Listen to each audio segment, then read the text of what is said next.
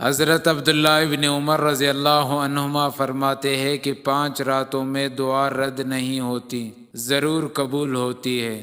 جمعہ کی رات، ماہ رجب کی پہلی رات، نصف شعبان کی رات، عیدین کی راتیں۔ دوسری حدیث میں ہے کہ اس رات یعنی 15 شعبان المعظم کی رات میں اس سال پیدا ہونے والے ہر بچے کا نام لکھ دیا جاتا ہے۔ اس رات میں اس سال مرنے والے ہر آدمی کا نام لکھ لیا جاتا ہے۔ اس رات میں تمہارے اعمال اٹھائے جاتے ہیں اور تمہارا رزق اتارا جاتا ہے۔